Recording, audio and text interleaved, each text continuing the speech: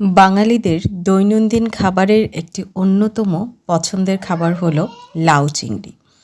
তো আজকে চলুন এই লাউ চিংড়ি দেখে আসি কিভাবে রান্না করতে হয়। প্রথমে একটি প্যানে অল্প একটু তেল নিয়ে নিলাম। আচ্ছা, তার আগে অবশ্যই লাউগুলো কেটে ধুয়ে রেখেছি। আর তারপর দিয়ে দিচ্ছি পেঁয়াজ, আদা রসুন এবং পেঁয়াজ বাটা একসাথে। এখানে আদা রসুন বাটা শুধু দিলেও হবে, আমি যেহেতু একসাথে পেস্ট করে রাখি তাই এখানে পেঁয়াজ পেস্টও আছে অল্প। কিছুক্ষণ ভাজার পর অল্প একটু পানি দিয়ে দিচ্ছি হলুদের গুঁড়া, জিরার গুঁড়া, ধনিয়ার গুঁড়া।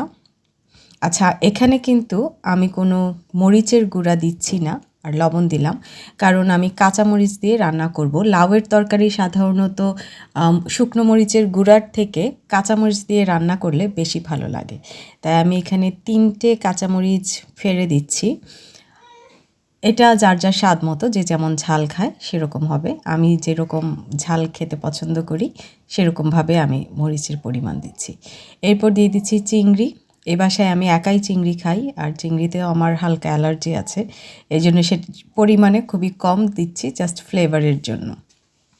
আপনারা আপনাদের সদস্য অনুযায়ী, পরিমাণ অনুযায়ী চিংড়ি দিবেন।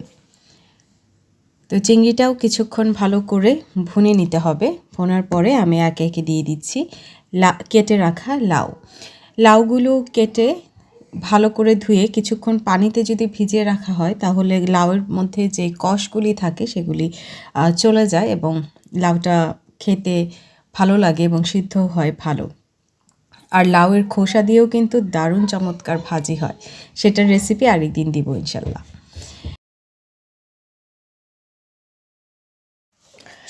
ভাবছেন পাত্র থেকে লাউয়ের পরিমাণ বেশি হয়ে গেছে? না, কিছুক্ষণ পরেই এই লাউ থেকে এত পরিমাণ পানি বের হবে যে তখন মনে হবে যে অর্ধেক পাতিল লাউ হয়ে গেছে। এখন নতুন, তাই এই অবস্থা।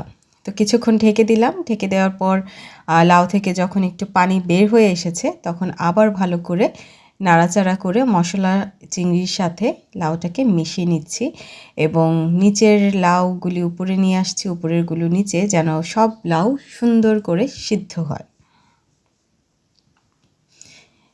এইভাবে ঢেকে ঢেকে নাড়াচাড়া করে করে যখন যথেষ্ট পরিমাণ পানি লাউ থেকে বের হয়ে আসবে, সব লাউ থেকে বের হয়ে আসবে, তখন ওই পানি দেখে কি পরিমাণ ঝোল রাখবেন সেটা আন্দাজ করে ঝোল দিয়ে দিতে হবে। তো আমি এরকম ঝোল রাখবো। এখন শুধু সিদ্ধ করব। আমি 1 কাপ পরিমাণ এক্সট্রা পানি ইউজ করেছি। এখন এভাবে করতে করতে যখন পুরোপুরি লাউ সিদ্ধ হয়ে যাবে তখন লাউয়ের তরকারি রান্না করা হয়ে যাবে। তো আমার লাউয়ের তরকারি রান্না করা শেষ, এইবার পরিবেশনের পালা। ছোটোবেলায় আমরা অনেকেই হয়তো লাউ খুব একটা পছন্দ করি না, খেতে ইচ্ছে করে না, কিন্তু বড়বেলায় কিন্তু লাউ সবারই পছন্দের, প্রিয়। আমার তো এখন ফেভারিট। তো এই যে লাউ চিংড়ি রেডি, এবং এভাবে একবার ট্রাই করে দেখবেন। যারা জীবনে কখনো লাউ চিংড়ি রান্না করেননি তারাও পারবেন।